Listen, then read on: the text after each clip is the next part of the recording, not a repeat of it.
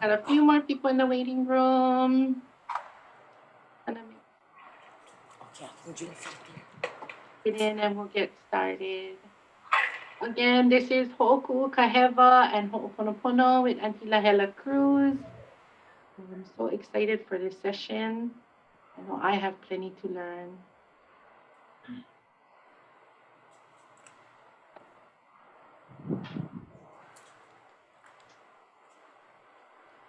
Okay.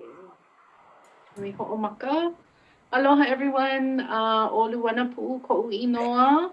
I will be your facilitator for today's session. And again, this is Hoʻokuʻu Ka Hewa and Ho'oponopono with Aunty Lahela Kruse. We have a moderator, and I'm going to let her introduce herself as well.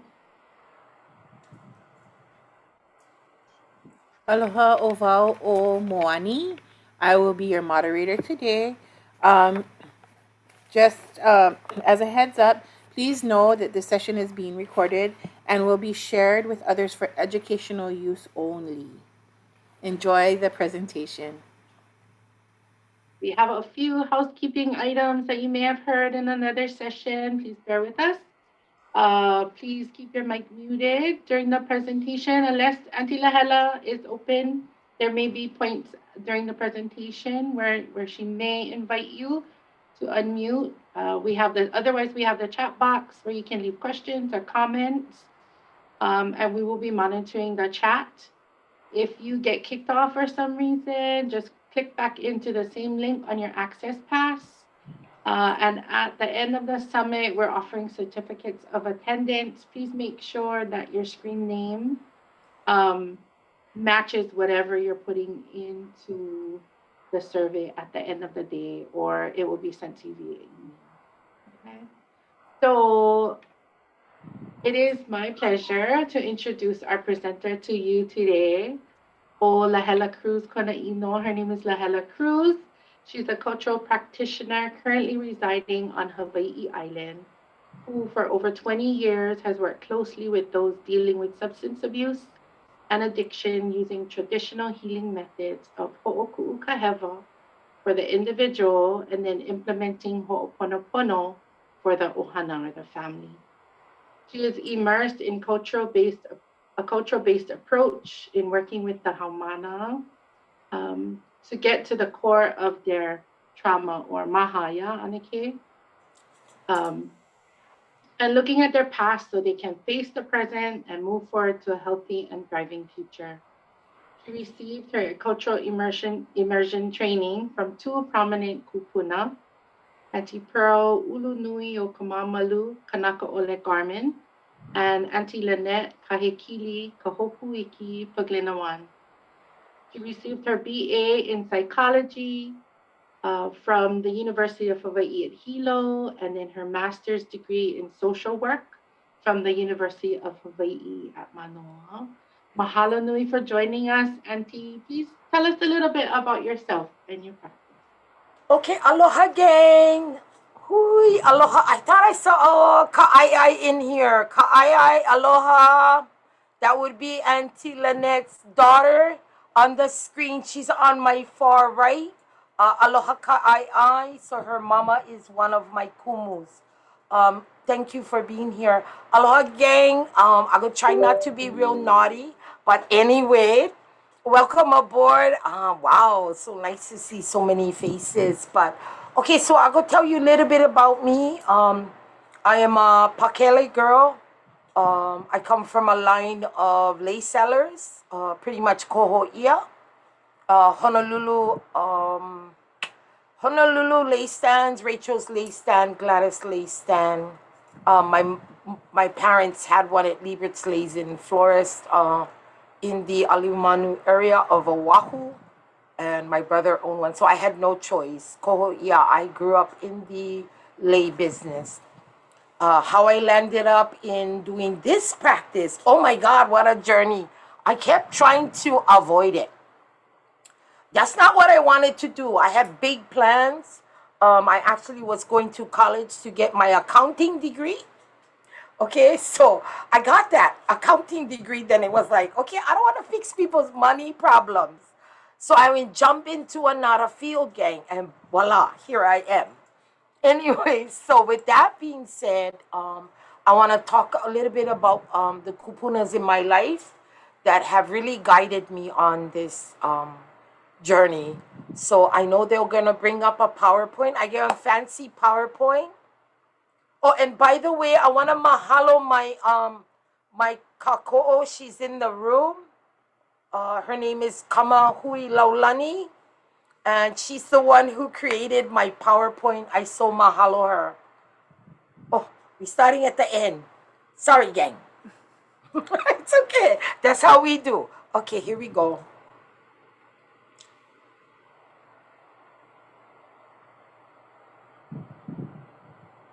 Oh, by the way, this picture right here, this is of the Puna side. I hail Puna on Hawaii Island. That's this pretty picture over here. The sun, right? It's pukaing through our resetting, Jazz. Right? Okay. All right, here we go. I want to honor Aunty Ulu, which I think on your, if you're looking at your screen, she's on your left. And then on your right is Ka'ai's mama, Aunty Lynette Paglinoan, and Aunty Ulu. These are the treasures that have led me on this journey. I have also met up with many kupunas on this island, but these are the two that took me forward and really allowed me to really grasp that ike, that and help me to reawaken what was within me. So Aunty Ulu, I've been training with her a long time. Actually, I taught at the college, which I still teach at Hawaii Community College. It's called Introduction to Ho'oponopono. Well, with Aunty Ulu, she sat in my class every night I taught. That was my most scariest time. That was back in 2011. But that was also my most treasured time. It was very scary for me when I first was teaching this to students at the college. But like I said, it was an honor to have her sit in my class every night while I taught, and she was sitting in the back of the class.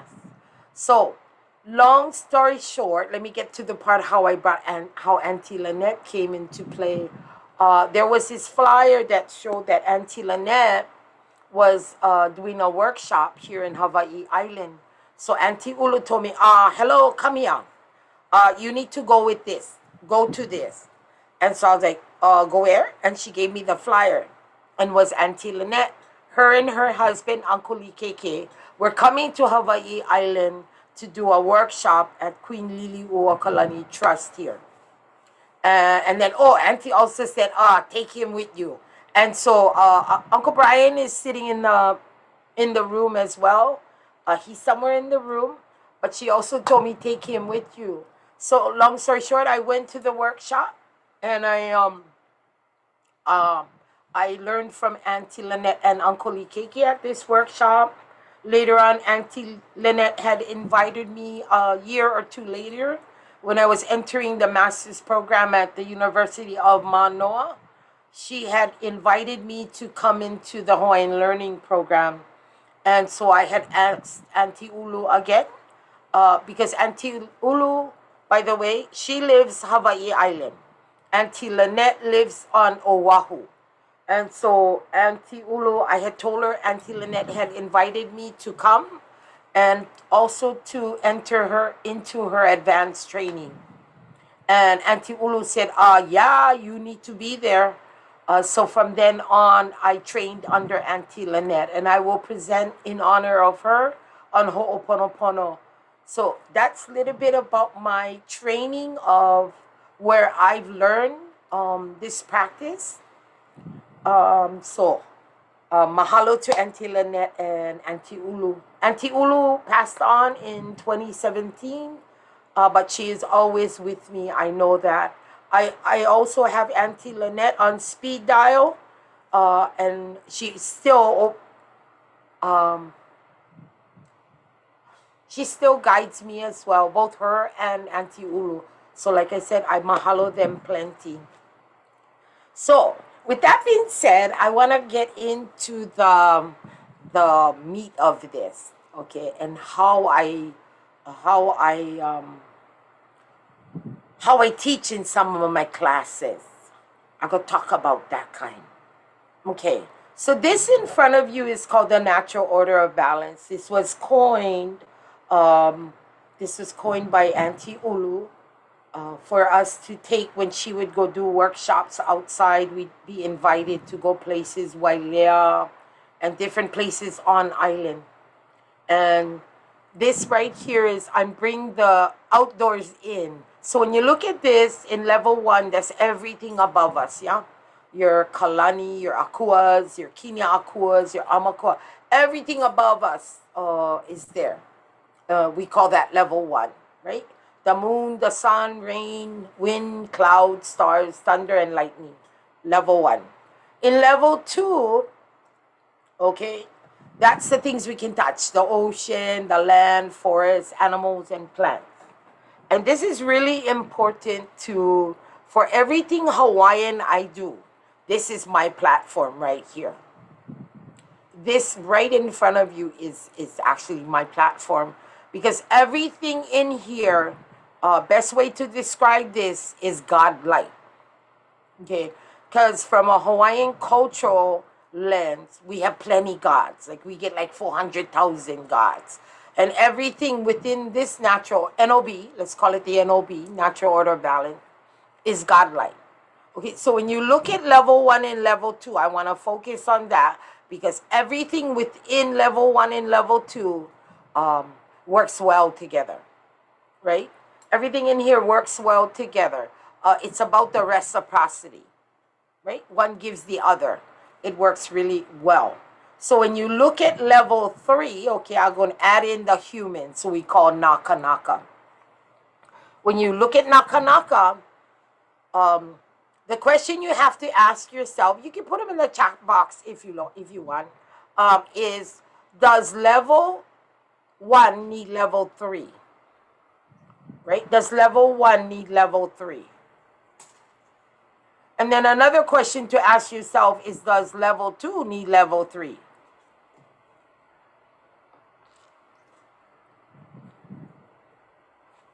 Right? Does level 2 need level 3? Oh, nice. Okay, so very nice, because level 2 no need level 3. Because, and I'll tell you why, it's because remember now, level 1 and level 2 work really well together. It is level 3 is the one that causes the chaos. Think about that, right? Level 2, and until you accept that you part of the chaos, you're not going to do anything to malama 1 and 2. We take it for granted, right? So really important to see this. I use this to help my haumana, or those I work with, to help bring them back to the basic, to the roots. Okay? Because a lot of times we get so busy and wrapped up in all kind of different things that we forget to malama and mahalo level 1 and 2. Because without them, we have nothing. The level 2 provides our hale we live in, right? Level 2 provides the food we eat. And then you have to ask yourself, how often do you go outside and tell the tree mahalo? Or do you go outside and hug the tree, right? A lot of people will get caught up with, oh no, people can think I'm crazy. No, hello, the tree is my siblings. It was here long before me, right? So that's one of my siblings. I have to be able to malama that tree, to give that tree mahalo, to give the ocean mahalo, to malama, take care, clean up, right? Those are the things that give to me. But when we get so busy, we get caught up in what's happening in the world. We got to pay our bills. We got to do this. We got to, we got to pay our insurance. We get so caught up in that stuff, we forget where all of that comes from. Oh, I hear, is somebody talking to me? Okay, so really important that you're looking at acceptance of level 3 is about, so Na makes the word kanaka plural, so that I'm talking about people in general. But when you take the na away and you just talk about yourself, the beautiful thing about this framework right here is that it's about working with yourself, getting to know you first, right? So if you take away na, you're just talking about yourself, the individual. What is your part in the NOB? What are you doing to give back to the NOB and bring you back to the root? How do you malama your plants? How do you malama the ocean? What do you do to give back to the forest? Oh yeah, we play with the animals. That's the kind of animals, but we're talking about all the animals. What do we do to give back to them, right? And so, bye in or later on in after we're done with the full presentation, I can bring this back up on the screen, and then I can help someone in the audience. I can help you through your genealogy, which I'll talk more during the presentation on how you connect yourself and your ohana back to this, back to the NOB. This right here, I can deliver so many lessons on this format right here in front of me. I mean, any lesson that you can ask me, any question, I can bring it back to the NOB. I'm very well versed in this. Mahalo to Aunty Ulu for leaving this for me as I carry on with her legacy in this. So I mahalo you plenty for this, Aunty Ulu. So we're gonna go ahead and move on, and I'll go straight into Hoʻokuʻu Ka Hewa. If you have questions, you can put them in the chat box. And if there's enough of the same questions, our facilitator will come on and she can interrupt me anytime. It's okay. Okay, so we're going to go to the next slide. Okay, Hoʻokuʻu Ka Hewa. Now, Hoʻokuʻu Ka Hewa is about working with the individual. So some of you heard Luana, I think it was Luana who read my bio. And mahalo to Luana and who else? And Moani. They're the techies behind the scene. I mahalo them plenty. So in my bio, it also talked about I work with mental health and substance abuse. That's my day job. I actually work for Bay Clinic. And by the way, we're merging. We're going to be like big service the whole Hawaii island. So that's my Western job that helps me to pay my mortgage. So anyways, and that is the in the behavior health department I work.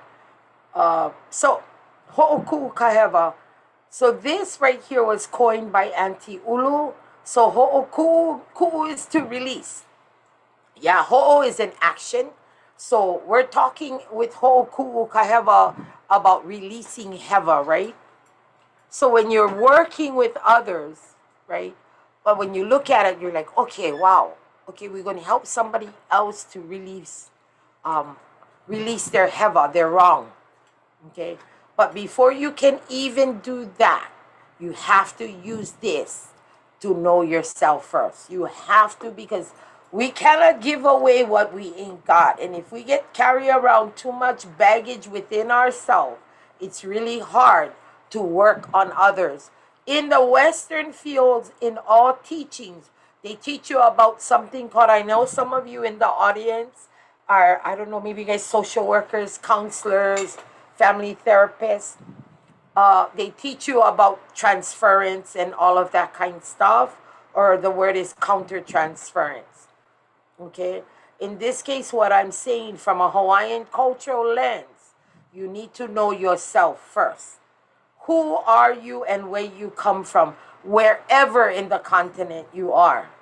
This is a format that can be used to work with others. Okay? So, first of all, well, what I mean by others is to work individually, one-on-one with someone. So in Ho'oponopono, that is about working with a family. This one is about working with the individual. So in Onihanao, okay, this right here means sands of birth. And in this one, what I'm looking for as I look to myself, I was very fortunate for Aunty Ulu to work with me with this process here. Oniahan now is about the stanza birth. So what that means is, who am I? Where do I come from? Who is my ohana? And it tells about the history of our people and the history of myself in understanding Onihanao. And I have worksheets that was designed for me from Aunty Ulu that I usually hand out in my workshops. So at the end, I'll talk a little bit more about my workshop after I'm done, because I have a new one coming up again. So Onihanao, that is about knowing who am I? Because everywhere I go in this world, I take all of those that have gone before me. What I'm getting across here is that the Kūpunas left us a roadmap. They did. They left us a roadmap. We've been so busy with what's happening in the world today that we get caught up in it, and that we forget that there was a layout for us from the beginning, from the get-go, from the day I was born. Okay? So what I'm saying is, if I get on the airplane, okay, because if you look at, and mahalo to the person who did the math on this, if I go back 12 generations in my mo'okuauhau, or in my genealogy, I have, in the last 400 years, I have 4,094 ancestors that I get on the airplane with. Do you guys get that? Don't miss that, because that's really important. So this is what I mean about who you and where do you come from. So in my genealogy, okay, all of those that have came before me, mahalo to my ohana and all my children, by the way. Those ones have lessons for me. Those ones that have gone before me are going to help me to become aware and alert on if I'm in danger, if I'm in somewhere in the forest and I don't belong there. They're the ones that are going to alert me. Once I started my journey of learning who I am, you'd be amazed at the things that have woken up. And so in the next one, I'm going to expand. So moving on to Owai Koinoa. Usually when you hear people say Owai Koinoa, they think that we're asking you what's your name. No, we're not asking you what's your name. We're actually asking you. Vai in that sentence or in that term right there, Owai Koinoa, means who. We're asking you, who is your family? Who is your family name? Who are those that come before you, right? Who is that? Who's your family? Not what your name. It's asking who are those? Who are those names? So when we look, so earlier in my introduction, I had shared that I am a Pakele. I'm a Pakele girl. I am an Iokia girl. My ohana hails from Puna. The Iokia side of my ohana. Pakeles are from Waianai to Oahu, in Oahu, and also Kastner in Wahewa. I am also a Hano from this moku. So, and I can go on and on with my connections in my genealogy, but I just gonna leave some of it right there. But that's really what we're asking.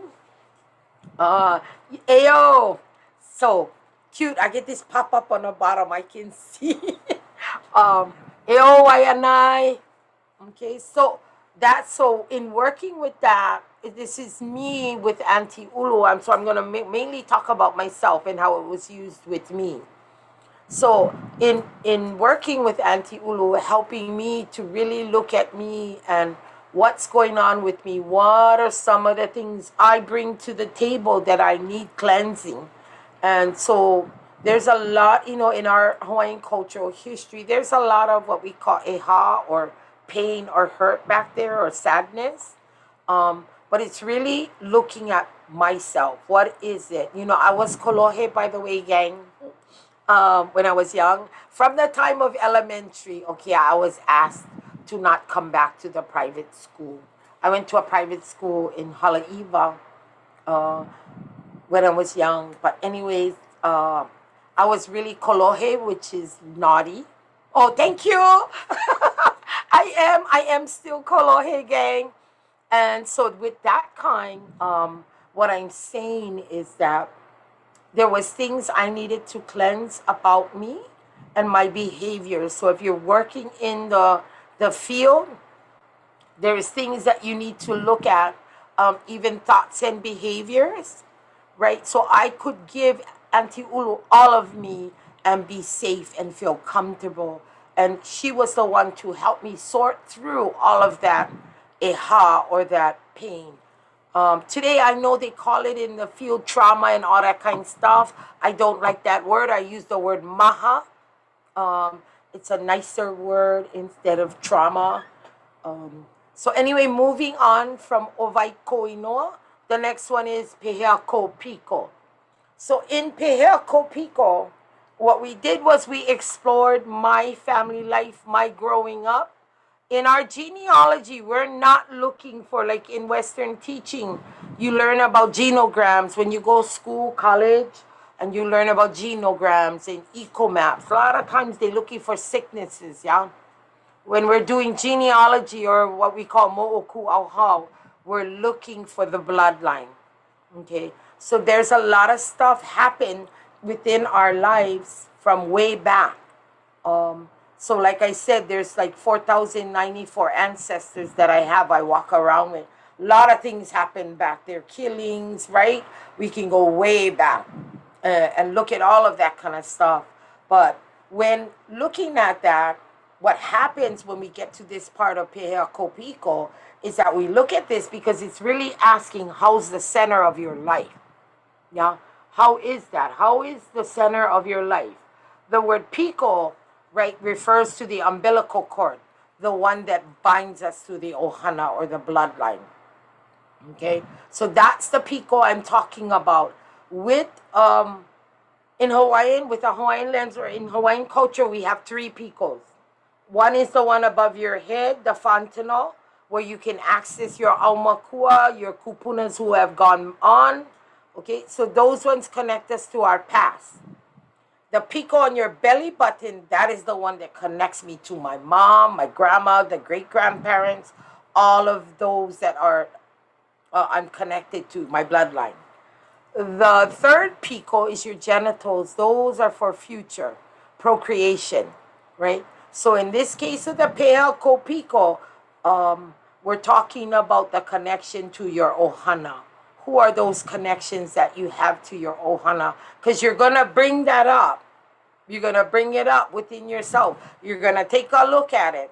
And you're going to go, okay, if there is some hewa there, you need to make right with it. So you're going to look at that hewa and you're going to go, okay, yeah, this did happen. Okay? But what we forget to do is forgive ourselves. That's what happens in Hoʻokuʻu Ka Hewa. The whole idea of this process is that you learn how to forgive yourself. A lot of times we talk about, okay, we got to go forgive somebody else. A lot of people want to go make amends when they figure out that they did something wrong, right? But then again, you have to know what you're making amends for. Not you just walk up to somebody, you know, oh, I'm so sorry for what I did. What is it that you really did? What is that? What is that hewa? So when you look at the hewa, right, you're going to look at it. You're going to go, okay, yeah, that did happen. But this is no longer going to control my life today. I'm going to take this, I'm going to flip it, and it's going to become an asset. In my teachings, I have learned it is not about letting go. The reason being is that 2 years from now, even though I made right with it, right? And I said, okay, this did happen, but this no longer controls my life anymore. I now take it back. I take my power back. I flip it. I use it as an asset, right? It no longer controls me. But 2 years down the line, I'm going to see something. I'm going to remember it.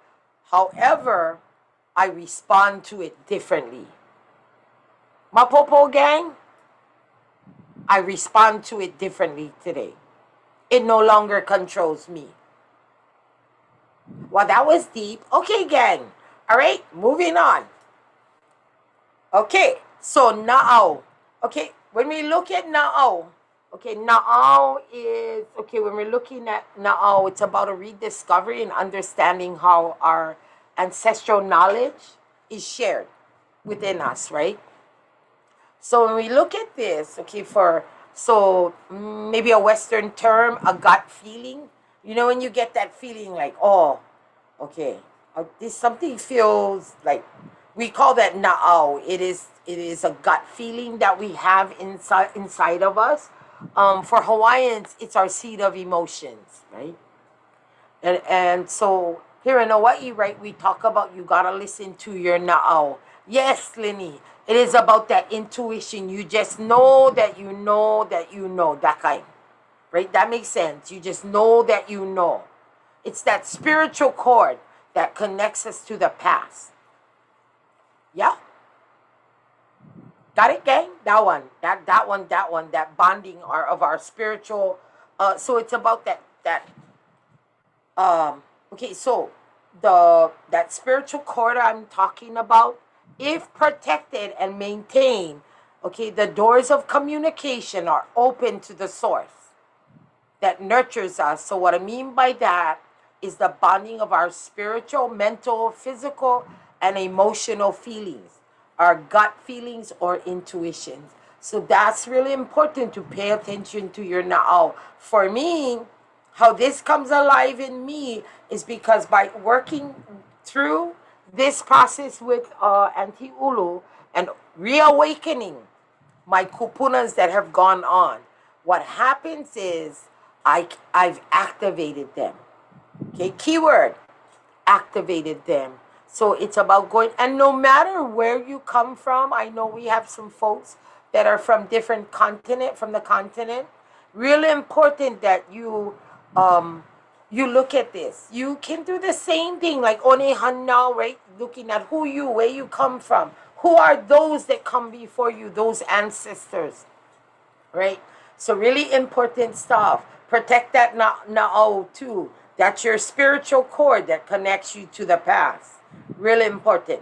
Okay, next one, na mea kūpuna. So na mea kūpuna is about those protocols, those chants, and those rituals we have. Really, really important to honor our kupunas that have gone before us. They left us these. It's in our meles, it's in our oli. Mele is our songs, oli is our chants, in our traditions, in our practices. Those kupunas left us these. They left us instruments to use.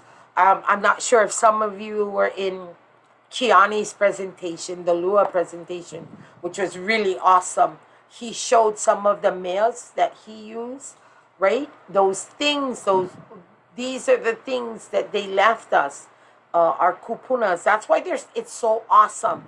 They left us all this stuff to use. It's in our music. Maybe one that really is helpful is when you look at Namea, right? Namea kupuna. We'll talk about names. So a lot of people want to name their children a Hawaiian name, right? It's really pretty and it's awesome. So what happens is, so our kupunas, this is how smart they are. So in order to preserve history, right? And I can give you an example through my own ohana. My oldest sister, so she was born like in the early 50s. No, let's take it back. In the 40s, I believe, my oldest sister. So I'll just use her as an example. So my grandmother, she is so smart. She preserved an event that was happening here on this moku, on Hawaii Island. My sister's name is Keali'i no holoa I ka ua o hilo I ka nui moku o Hawaii. What that means is the queen who sits on a ship overlooking Hilo, Hawaii. It was a prominent time on Hawaii Island, and at that time, so she embedded an event that happened here on Hawaii Island, which is so cool, right? Okay, cool. Yeah. Okay, so did you guys get that one, Mapopo? Understand that kind. So really important to know our kupunas. If any takeaway from this part of the Hoʻokuʻu Ka Hewa is to know that the Namea Kupuna left us a roadmap. In learning about our Hawaiian moon calendar, the Kaulana Mahina, that is a roadmap to it tells us our law. It tells us what we could do and what we couldn't do. Look how simple that is. It's like so cool, right? A simple kind of things. I love it. Kaulana Mahina. Go look up the Kaulana Mahina. So when you look at it, use that kind of lens to really look at the Kaulana Mahina, the Hawaiian moon calendar, because that was our law. It told us how to behave. It was our etiquette, how we do things, how we grow, what days not to grow, how we fish, what you can fish for and what you cannot fish for. Was real easy. It also taught us mannerism, right? And how to respect things. It was so simple. Okay, cool. Right? Okay, I'm not looking at that part. So, Hoʻokuʻu Ka Hewa, again, it means to release the wrong. Cool? And we're good with this, gang? Yay, we're moving on to Ho'oponopono. Yep, we can move on, yay. And then my slides real short. I make things kind of easy. And look at that, kalo. My daughter's here with me, Jazzy.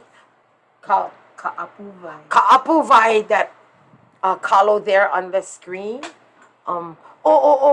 Tita, can we go back? Was that my owl, the one in the other picture? Oh, I gotta tell you guys about this one. Okay, I didn't tell you about this picture. Okay, so, was it? That's my pueo. Okay, folks. So this picture right here, and if you notice that tree, that the pueo, everybody can see the owl there, the pueo, the white one. This is in my nephew's yard. We live right next to each other. But this owl comes and visits. This owl, we didn't give him a name. But this pueo right here, I gotta tell you about it. He'll sit there for a long period of time. He'll let me take pictures of him. But that's a hala tree in my nephew's yard. And if you notice in my PowerPoint, it has a lot to do with hala, because Puna is known for hala. And as I get into teaching on the practice of Ho'oponopono, you can see why I chose hala, or my kako'o. I don't know, it's just coming alive to me now. So anyway, thank you. We can go to the next one. I see Palama. Aloha. I see you in the room. Yay. Okay, Chita, aloha. aloha, Palama. I love you. Okay, gang, everybody, I that's love you Palama. too. Okay, so this is Ho'oponopono, gang. So I'm going to share from Tutu Pukui's book. It is Nana Ike Kumu 1. They'll put it, there's volume 1, 2, and 3. I highly recommend if anyone wants to learn more or even understand it. If you like to learn more, go learn and find out who's the practitioners on Hawaii Island or on Oahu. Ka'ai is one, gang, so take her name down. Ka'ai Paglinoan. Palama is also a practitioner of this practice. So we have several practitioners of Ho'oponopono. But this one I'll be talking about is Mary Kavena Pukui. Volume 1, Nana Ike Kumu. So they'll put that in the chat if anybody is interested. There's also Nana Ike Kumu 1, 2, and 3. I also recommend volume 3. Aunty Lynette has an excerpt in there or a chapter in that book. If you're interested, I highly recommend you go check it out. Can we, what that said? I didn't read that. Okay, so let's start with this one. Pulevehe. Oh, maybe before I get into Ho'oponopono, you got to take my workshop for me get into the depth of why I'm still doing Ho'oponopono. Remember at the beginning, I said I was very resistant, yeah? It's because in my lifetime, remember now I also said I was very kolohe from young age. I experienced this in my own ohana with myself, the kolohe girl, the naughty one. So I am pretty well versed from the experience of consequences, and that's what not a workshop. But anyway, we're gonna start with Ho'oponopono means to make right, and and this right here is some people call it a process, cultural components. But I think for the sake of those that use the practice, the practitioners, it's a layout that makes it easier for people to use in today's contemporary or modern ways. But Ho'oponopono there is a sacredness in this practice. I also need to let everybody know that it is not a song. I repeat, it's not a song where we go and sing it.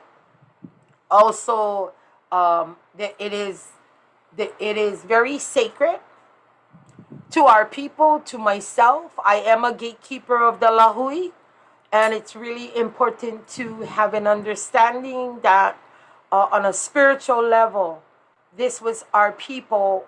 We would use this to help our ohanas, yeah. Also, before I get started, if you want to understand the depth of Ho'oponopono, you can look, and they're going to write this in the chat box. You can learn some history on this practice. You have to look up Queen Ka'ahumanu and her cousins Liliha and Boki. You would research Papakilo database online and look up Queen Ka'ahumanu. It will share some of the history and how it was used in her ohana. The other suggestion is that you read Pawahi's Legacy. It is a book that's put out. I'm not sure at the Hawaiian bookstores or so. I think on Amazon, going to cost one arm and leg. No, look, Amazon. I'm not promoting Amazon right now because it's going to be too expensive. Go look Hawaiian bookstores. It might be a little cheaper to get that book, but it's called Pawahi's Legacy. And it'll share in there about Pawahi and how Ho'oponopono took place in her ohana. Okay, I go leave that right there, that kind. Or else you gotta take my workshop, or I teach at the college, either one. But anyways, yeah, like that. Really important to go look up that kind of stuff, because we don't sing it, and it's not something we put up on the internet. And no, it's not. Ho'oponopono is very sacred to us. It is a beautiful practice and tradition that we use with our ohanas. So I just wanted to put the plug-in out there so that everybody knows that it is a spiritual healing tool for our people. Anyway, let's begin with pulevehe. So pulevehe. Now this is about working with a family, yeah. Maybe at the end I go talk a little bit about a case, or so a case. Maybe we can do that at the end. Pulevehe. That is about and vehe means to open, yeah, right? Pule is prayer. So pulevehe is your opening prayer when you bring a family together, yeah. You want to sit there. Oh, better back up before I get into pulevehe. So in Aunty Lynette's teachings, really important before I go further on, there is essential attitudes that you have to have before you even begin to do this. You have to, you got to be right with you, right? Because in Ho'oponopono, the basis for Ho'oponopono is what we call oia'i'o. And that means absolute truth. Now, if the family willing to come together, right? And they got to bring to the table, right? Whoever the hakaka is about, or what we want to work on. What's causing the rift in the ohana, right? Before we even think of all the participants that has some connection to that problem or whatever that is, they want to settle, right? They have to have a certain attitude when they come to it. So it's about commitment, right? and that this is what, and basically you need to come with an oya io, like you're willing to take part in this, or you come with all of you, right? So really important, you gotta take one of our workshops to get the full list of essential attitudes, because I no more time for explain the whole thing in this session. I only get hour, I think. Okay, so or you can email me and I can direct you if you're on a different moku. If you were in Oahu, I can connect you to someone on Oahu where you can learn more about Ho'oponopono, or if you're on Kauai, I have resources there with those that do the practice of Ho'oponopono. So anyways, with that being said, okay, so the family, oh yay, Shayna, okay, cool. I don't know, these things pop up on the side and I can see it. I think it's called the chat. Every now and then it pops up on the bottom. So back to Pulevehe. Okay, Pulevehe, it is about the opening prayer. When you bring all the family, they all will decide, okay, we're going to come together and we're going to all try to make this right. Okay? And it could be something where, I don't know, somebody took something, or, it could be something really simple, but what I mean by simple, or what we, problematic, if you will, that is putting a rip, the family not talking, they mad at each other, for whatever reason. Maybe mom took away the cell phone, or maybe one sister used the cell phone, or she took it and never say nothing. So it could be something really simple like that kind of problematic thing, but it's causing a rift in the family, right? And so I got that scenario from Aunty Lynette in a there's a really cool video that she made with the practice of it's like a mock session of Ho'oponopono. So in Pulevehe, we're gonna wanna open it up about the family in a pule. Some people that I've came across that, okay, in my, and I have to speak, even though I'm going to talk about tutupukuis, I have to tell you a little bit about me in the practice of Hoʻokuʻu Ka Hewa for me. Okay, so not Hoʻokuʻu, Ho'oponopono. I have also learned from different Kūpunas in different districts. So on Hawaii Island, I only teach on Hawaii Island. That was like a restriction maybe to me, or no, it was koho'ia. No choice for me. Aunty Ulu taught me that I have to take care of my moku. I cannot go to another moku and want to teach over there, because I have to malama my moku first, care for my moku. So I have been in different districts on this island. And I'll give you an example. Over here in Keaukaha, for example, they use the poibo.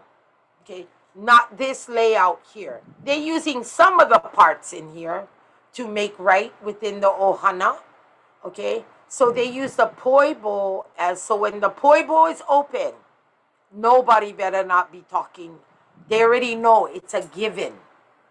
I've watched the hula girls carry a bag boy, because they're gonna go talk about make right. Something happened in the halau or whatever, something went wrong, or so they need to make right. They're gonna bring a bag poi with them, because that's like a sign that we gonna make right. And once that bag poi open, they already know. The behavior changes right away. It switches. It's a given. That's Keaukaha.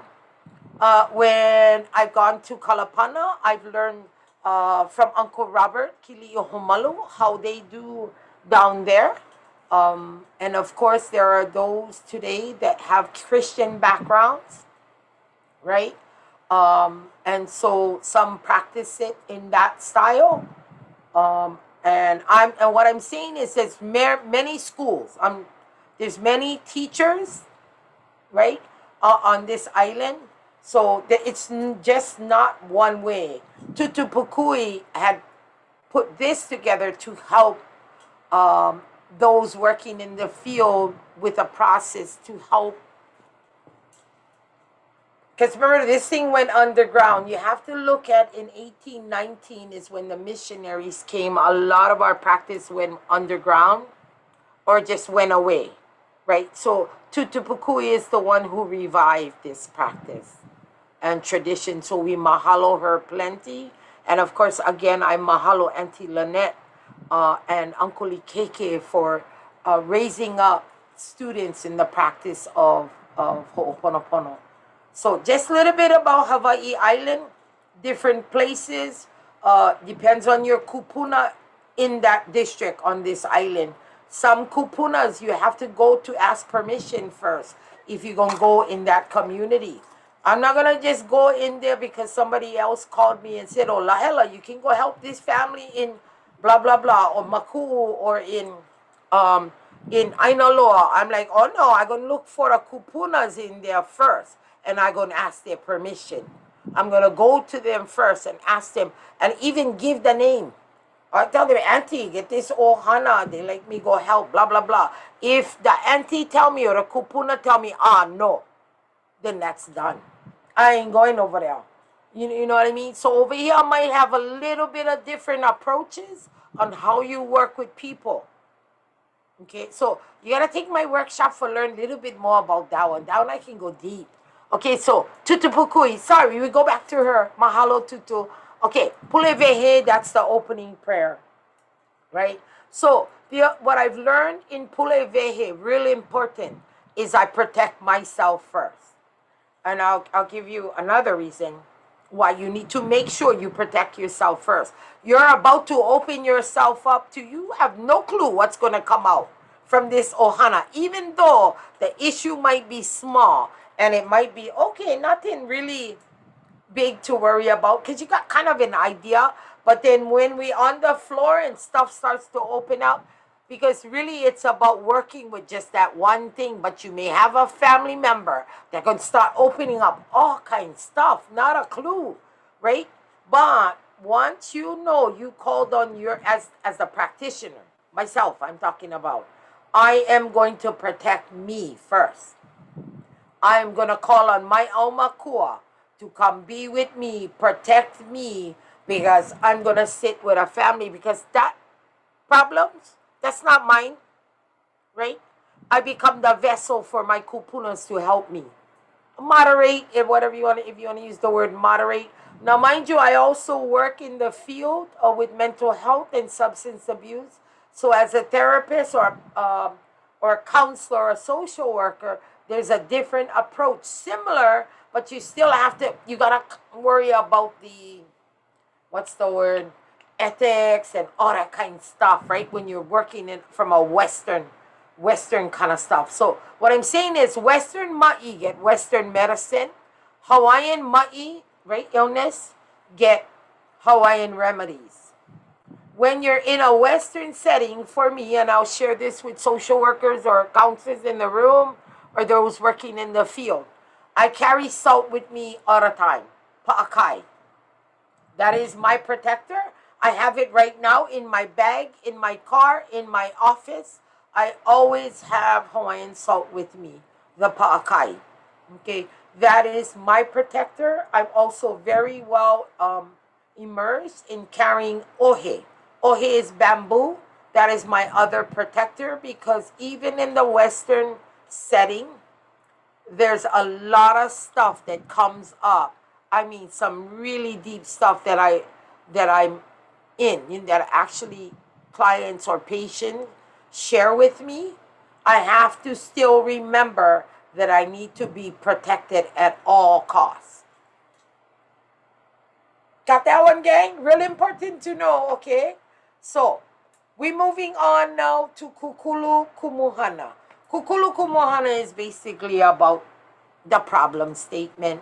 So what is that? Look how simple this is too, right? It's not real complicated. Kukulu Kumuhana. So in that, sometimes in your pule, you may be even asking in your pule about or stating the problem within it, within your pule. So you may be praying, can be in English or in Hawaiian, whichever the practitioner is comfortable with, to call upon their resources, to be present for them, okay?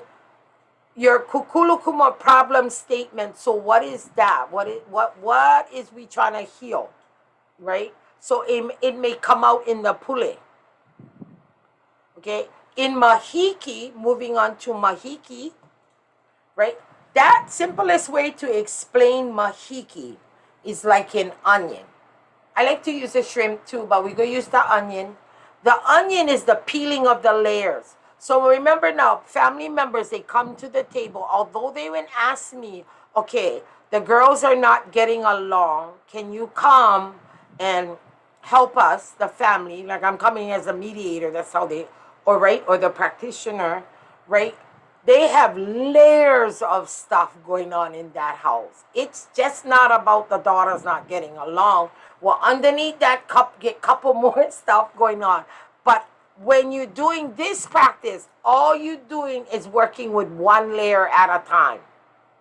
Kind of hard for you to tackle all of it. That's sometimes you can be in these sessions all day, or maybe it might only take you 2 hours if you just do that 1 hour, that one layer first.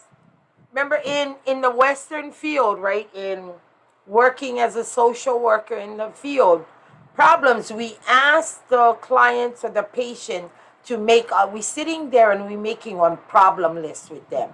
And they have to write out their problems. Well, when you look at that list, financial, divorce, kids not listening, I don't know, husband alcoholic, oh wait, wife alcoholic, right? So you get many layers of things. That's like the onion. You gotta peel all of those layers off. And what's happening in mahiki is that because there's all of what we call hihia. Hihia is all of the entanglements. There's a lot of knots, right? Here's divorce, another knot. Here, alcohol and or drugs. My son's using drugs. And then you get another knot. Oh, domestic violence. And then you got another knot. So can you imagine some of the stuff I see as a social worker? A whole list of stuff that needs healing, right? But first we got to untangle one at a time. There's so many of things going on within the family. That's where Hoʻokuʻu Ka Hewa and Ho'oponopono, it can complement each other. Because maybe they're not really ready for Ho'oponopono. Because not everybody is ready. They not get too much baggage going on. Okay, and then sometimes maybe the dad is enabling this child to continue being the way he is, right? So yeah, good question. We're gonna tackle that question. So maybe that's that. So now it's more about me working with the individual using Hoʻokuʻu Ka Hewa first, right? So what they thought maybe was they needed Ho'oponopono, maybe just so they can get along with each other for now. And I actually introduced to them a process called Hoʻokuʻu Ka Hewa, and maybe I need to work one of them with the individual within the ohana first, right? Because you're going to try mend the family. That ain't going to work because the thing going to pop up later on. Did we get that, gang? Mapopo? Okay, so a lot of people not ready for Ho'oponopono. They think they are, but a lot of people not ready. Because Ho'oponopono also got consequences, and I'm going to talk about that after. Go back to Mahiki. So that was a good question I saw pop up, but I'm going to answer most of those questions at the end. Okay, so again, hihia. Those are all the different things entangling the ohana. They're caught up in these finances, right? They gotta pay the mortgage, the electrical they turn off. Okay, but get something going on in the ohana because your electric not gonna just get turned off. Something behind that is going on, right? So can you see all the kind of problems get? Or all of the hihia entanglements? Okay, so with that being said, we're not even getting to the core of it. Okay, the hala is the actual fault that's below all of those hihia. We're not even going to get to the hala. There's too much hihia going on in this ohana. Okay? And that mom took up drinking because her son is a drug addict or that kind of stuff. There's just too much stuff going on in this ohana. Right? So, if we can be successful in the practitioner in maybe taking one layer off, okay? Even though they got all this other stuff going on, and I can see this or I know this about the ohana, right? But for the sake of some type of harmony in the house, until I can work with one of them one-on-one, maybe we just able to tackle one layer. So taking a look at maybe the electric, the thing was going to get turned off, right? Because maybe one of the daughters never give her share of the money and okay, whatever that is. But we can look at just taking that layer off. Everything else we're going to do later. Or the other, we cannot fix everything in one day. Maybe that's key to know, because that's what I use in my therapy sessions. We cannot fix everything in one day. Gotta be one layer at a time. So let's say just the electric, we go work with that just so the family can have electric. Perfect. We're going to do that one. They can all come to some type of agreement on that, and maybe how they can pull together. I don't know, do a fundraiser, do something, right? The ohana, so that they can at least get their electric back on. If we can just do one of the issues, like getting the electric back on, okay, and I help the family to see how they can do that, because all the other stuff I'm not going to work on, just that one thing, then we can get to a success. If we get to a successful place where everybody's in agreement, the daughter would let the family know why she didn't have the money for her portion to pay for the electric, right? So she can make amends with the ohana, okay? And the son can make amends by saying what he did with his portion of the money. Then if we can get to that part where the family can actually come together and they make amends with each other, and the daughter and the son with the mom and dad, and we come to a place where, okay, they're going to come to an agreement on how could they get money, raise money, maybe just forget the electric on. Then we have something successful within the Ho'oponopono session. So that's when it moves to mihi kalaoki. Got it, gang? But let me try bringing this. Okay, that's if it's successful. If in the middle, okay, maybe the son doesn't want to give in, and he's angry because he feels he shouldn't be paying the most, and it turns into ugly, and he stands up. Because I've had one session where one of the kids stood up and they said, oh, she stood up and she said, F you, mom. And so I had to bring it to a ho'omalu. Okay? Then maybe later on we go take one rest period, we go come back at it in 2 hours or something. Or maybe not.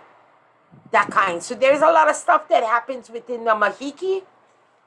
Okay, so going back to mihi kalaoki, on the other side, if it was successful, we go to pule ho'opau.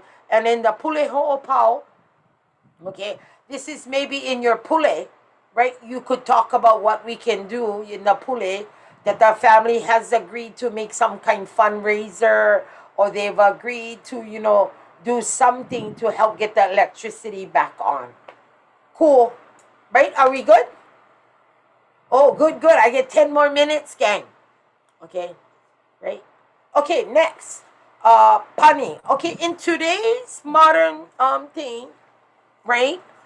In the pani, today some people, they buy pizza, or we usually have a closing in pani where we come together and we eat. So if the session, the Ho'oponopono session was successful, what's so beautiful about a closing pani is when you eat together, that's what activates all of what you just did and makes it pa'a, right? So that means you guys not supposed to talk about what just went happen.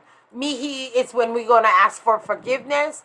Kala is we're going to release whatever that was, because everybody would make, they all would make right with each other. The sister apologized to the mom and the family because she would spend the money on, I don't know, a new manaola dress or something. But she wasn't going to spend the money, okay? So she didn't have the money, her portion for the electric bill, right? So when we get to that part, the mihi kalaoki, okay, is to sever, right? To that should never be brought up again. Gonna be pow. You send it to the depth of the ocean. Gonna be totally pow. You don't talk about that. You guys now move into action and start doing some kind of fundraiser so you can get the electric back on. Cool, gang? And you can close it all up in your pule. All of that happened, you can put that all into your pule and talk about how the family said their forgiveness. They will release them, and you can talk in your pule about how they're gonna come together and make fundraisers so they can make the money for put their electricity back on. Cool? Yeah. What was the the ho'omalu is the rest period. Okay, so again, the ho'omalu is like, let's say the brother got up and he was pissed off because he got to give more of the electric bill. So he went stand up in the middle of the session. He started saying, you know what? I don't like do that. How come I got? And he starts going off. You're not going to mihi kalaoki. You're going into ho'omalu. You got to take a rest period. It's like a timeout. Okay, get anger happening in here, and brother don't like cool down. He's mad. And all he's doing is saying things that are not pono, right? So you're going to take a rest period. You may rest maybe 1-2 hours. And when you take a rest period in the ho'omalu, you don't talk about anything that was going on in the session, the ho'oponopono session. You just take a cool down. And maybe the haku, I'm going to say, we go come back in 1 hour, or we go come back in 2 hours. If brother says, no, I don't like be here, I'm getting out of here, then it's over, gang. No more, no more in Ho'oponopono, because he plays a big part in it, right? Or maybe 2 days later, he gonna realize, oh, what the hell did I do? And he may decide, okay, you know what, I'm gonna come back. Let's do this. Let's go back to the Ho'oponopono. Let's do this for make right. So, because he plays a big part in the session, right? Cool, gang? I think that's cool. I put enough out. Mihi is your forgiveness. Yeah. Kala is your release. In my workshops, I have several workshops going on Hawaii Island. There's going to be one coming up in Ka'u. And my kako'o, she's in the room, Kama Hui Laulani. She will be, the beautiful thing about me teaching the practice of Hoʻokuʻu Ka Hewa and Ho'oponopono is I am supposed to, what we call a'o, when the kumu becomes the haumana, the teacher, and then when the kumu becomes the student, haumana, and the haumana becomes the kumu. That's the beauty of going out and sharing the ike that was gifted to me. And I'm really proud of the fact that she is going to go out and she will run the workshop out in Ka'u. So you can always email me. I noticed there was some that are asking to be in the workshops.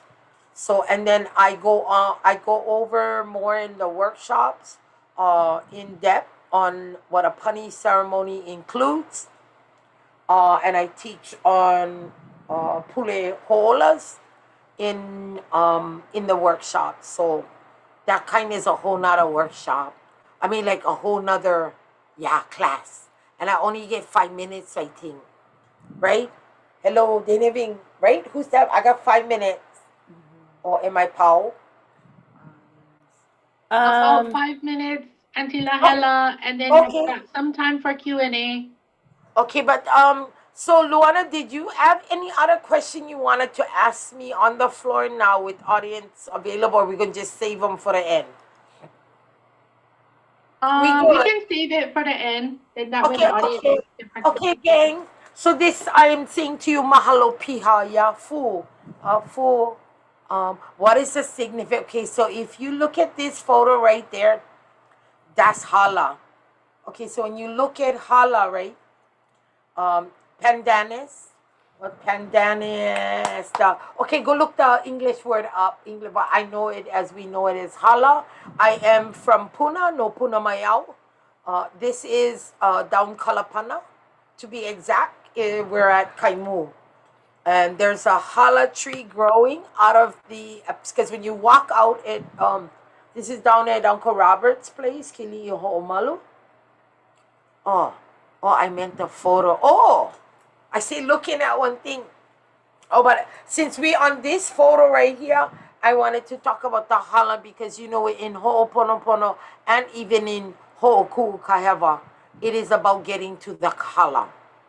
Yeah, both practices is about getting to the hala. When you know about the hala, it is about death. So you're gonna die to your old self, yeah, and then you're gonna flip it and you become an acid. It's an amazing journey, gang. It really is. And I thought using my kako'o used the hala in the pictures, and I'm like, wow, it just speaks to me on a deeper level. So that's why you see a lot of the hala. It just so happens it turned out this way, gang. Real awesome. Oh, okay. You want to go back to this one or for that photo? No. Or Oh, okay. We can. I think. Did you want me to answer the question now? Because I noticed there's okay, that kalo right there. Okay, Ka'apuvai. It's the name of a kalo. So if you look in the middle, it collecting that water there. That water is what we consider sacred. That water and the water that comes from the ohe, bamboo, and then the water that comes from the niu, the coconut. Those three waters are used in ceremonies. And when I was in one of my trainings with Aunty Ulu, I went to the lau, the kaluli. We grew quite a bit of it. Kawai akani. We grew a lot of it in Kapoa. And so I would go out and collect all of the water in the off of the lau. So that's the significance for me. It means a lot to me with this photo. And the thing about this, right, this water, why it's sacred, is that it never touches the ground. That the water from the ohe and the water from the niu, the coconut. So those waters are sacred and we use them in ceremonies. Cool? Did I answer that? Are we good? Yay! Okay, that's one. Can an ohana have oh, I like that. Okay, let me look. Aloha, gang! Hui! Oh, I know kids see the question. did you wanna? Question. Oh, can you if you pull up the I'll do you want me to ask you what's on here? Oh, okay. Or do you wanna if you hit the chat, you can see Okay, the there. chat. Where it went? Oh, we gotta find them. Yeah. Oh, I think there was one that said, "Oh, I did the photo one, right, gang?" Yeah, you did the a lot of people would like to know when are your workshops? Oh, okay. So there's one coming up. I'm looking to start that one probably in what month we in? March. We're in March, April, May. I think that one should start up in June or July. I think June or July that one is upcoming. So if you're interested, you can shoot your email. I think they right, Luana. I think on the thing has There's your email is inside in this chat. If anybody wants to pull it up, they can. And then someone was asking, and I know you said, Auntie, that you only really do Ho'oponopono in your moku, but somebody's asking about learning it in Oahu. Well, Oregon. Oh, and oh, cute. Okay, so Oahu gang. So we get plenty practitioners out there, but one I really would recommend is Ka'ai. I don't know where her went. Her still in the room. Ka'ai. Yes, sister. Oh, the Ka'ai gang. So we have some in there, so you can shoot me an email because her and I come out. And better yet, for her it's Koho'ia because her mama is Aunty Lynette. Okay, gang. That's her mama. So you can shoot me an email and then we can kuka about how I can help out as far as the teachings of the practice. Like I said, Hoʻokuʻu Ka Hewa is only taught by me here and some of my haumana, but I'm looking to see how we can open it up a little bigger, so you can still email me, and we can talk story from there. We can kuka, yeah. Okay. I was able to spotlight I don't know if you wanted to add anything. And then Kama, right? She gonna do workshop, but yeah.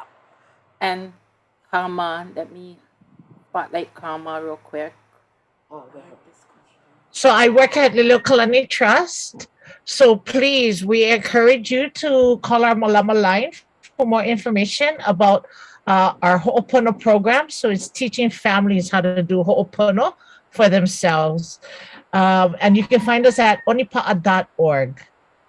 All right.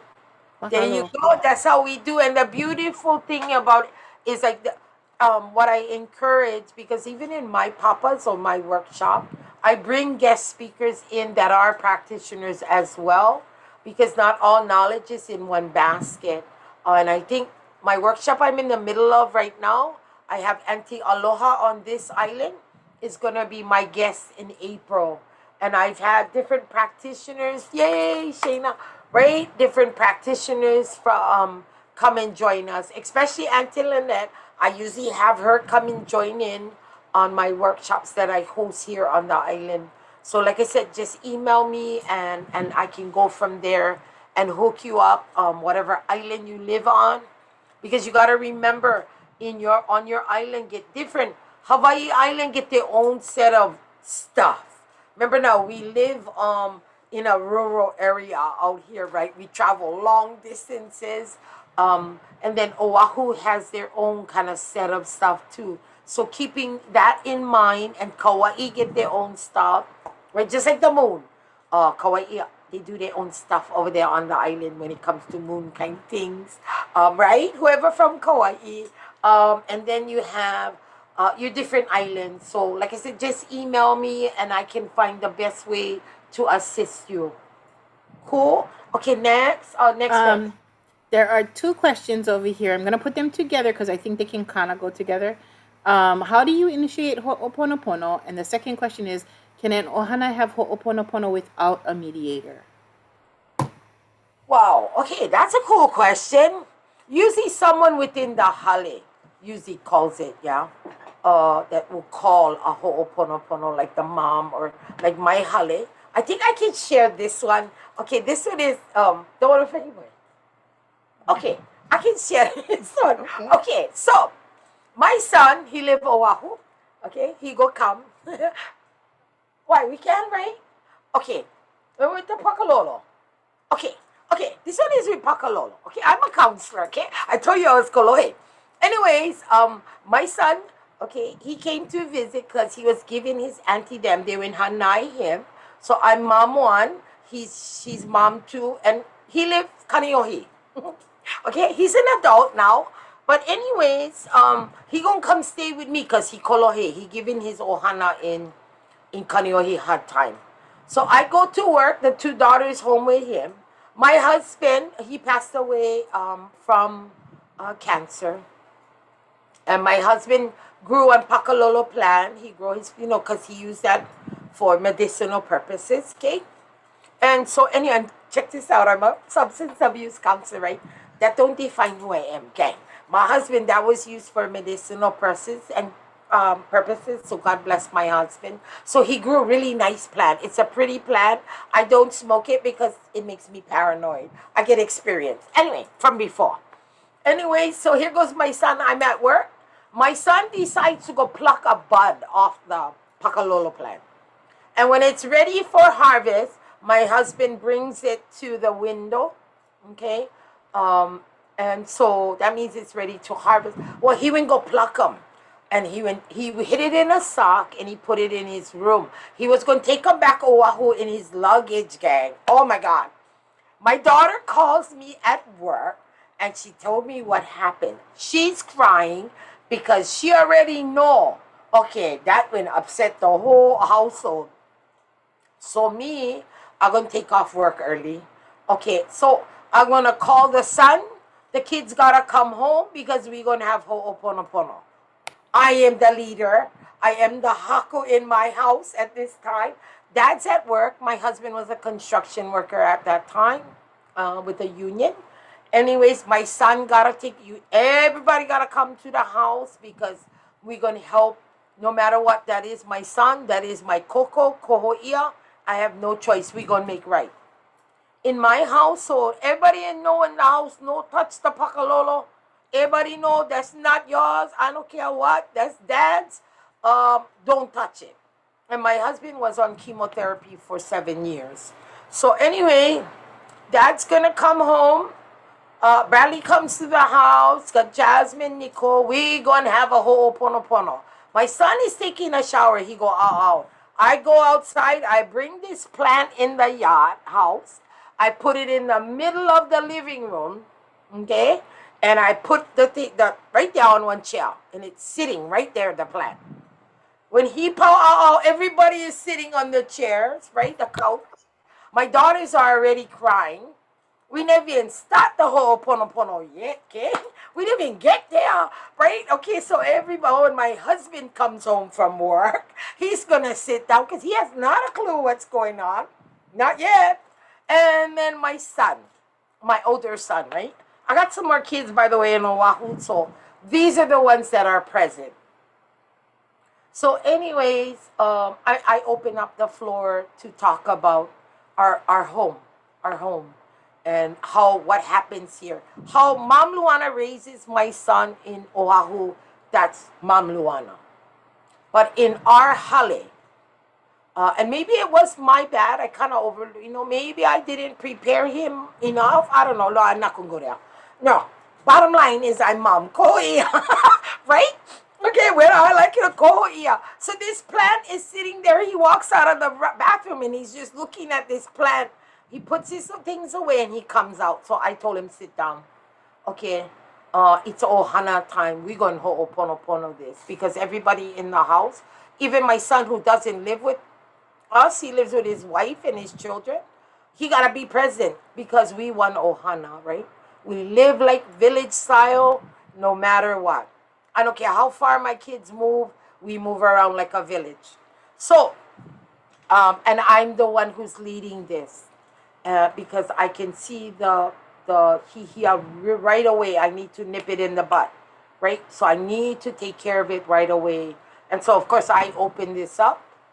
And each of my children get to speak to my son, the one who did the Hewa, individually. We're going to save Dad for the last, okay? We got to save Dad for the last, okay? Because Dad approaches it a little different, but I'm there to moderate this thing, right? And it's a Ho'oponopono session.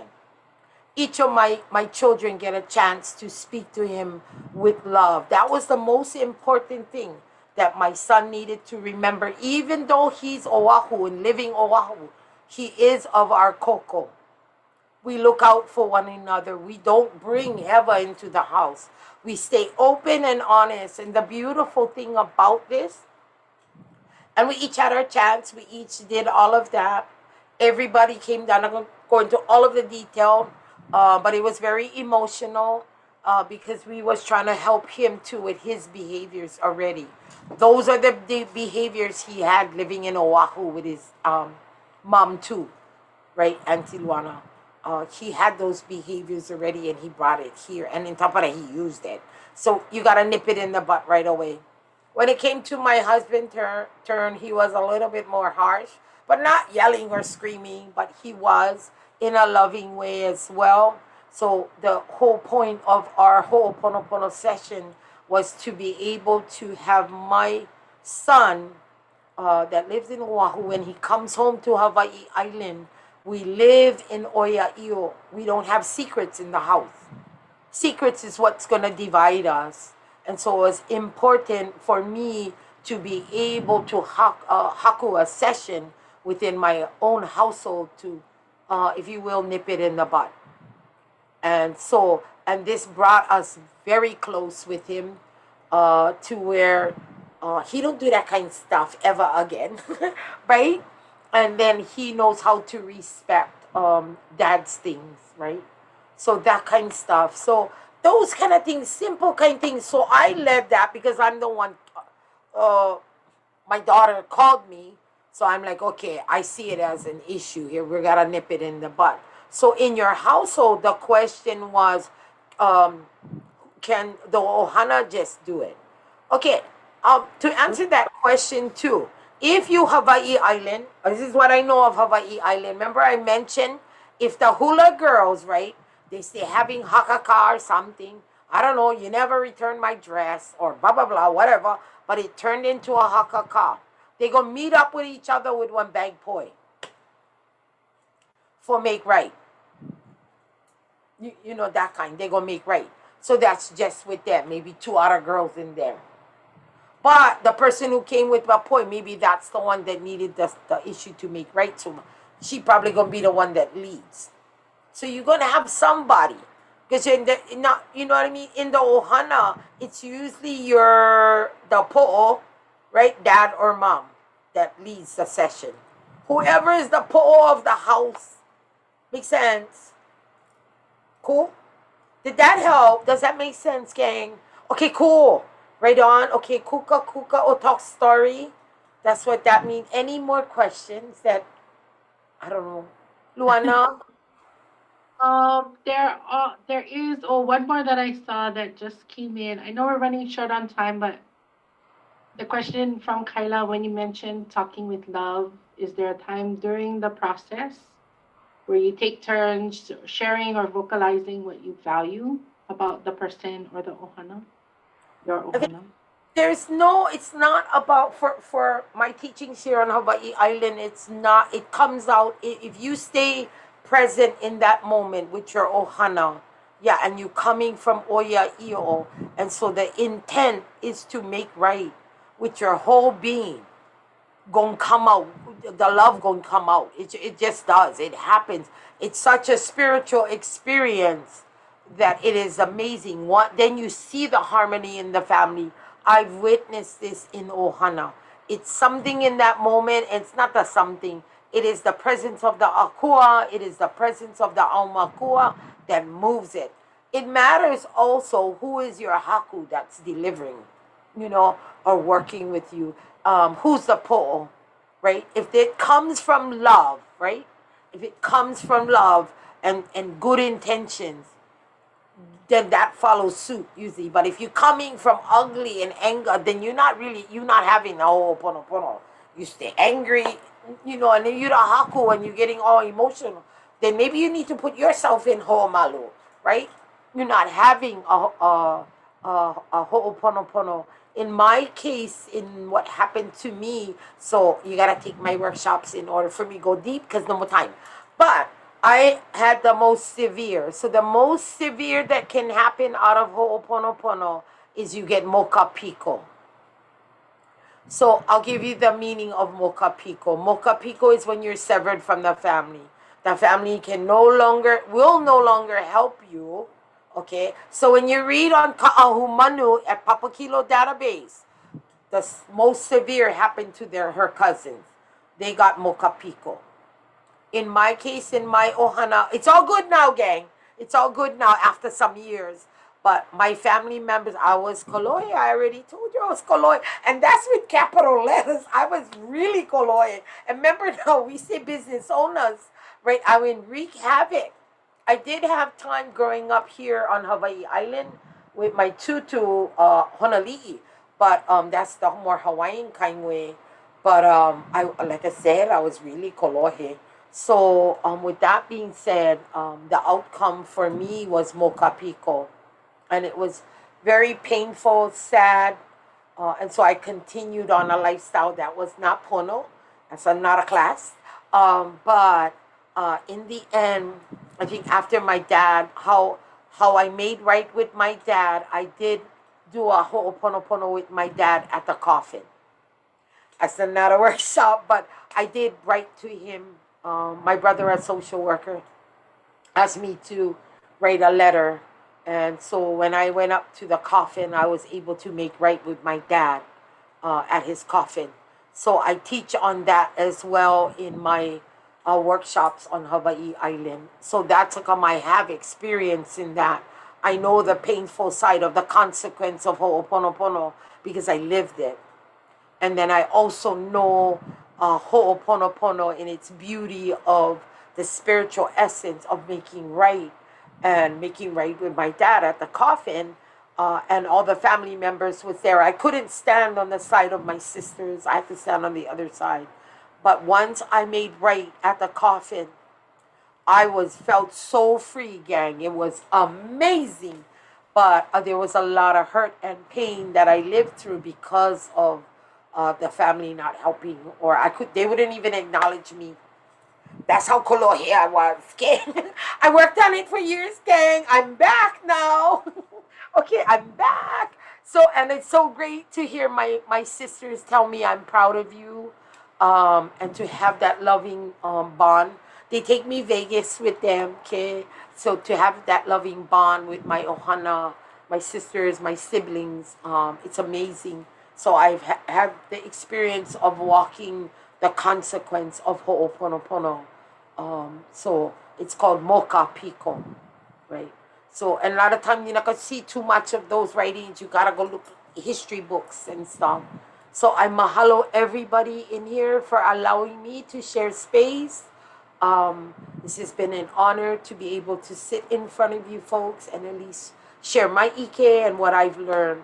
So, how am I doing at this time? And Luana, am I good? Morning, we good?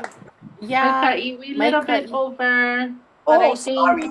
no, only pilikia because I think right Yeah. what needed to be shared and said was probably something that someone needed to hear. So mahalo nui. Yeah.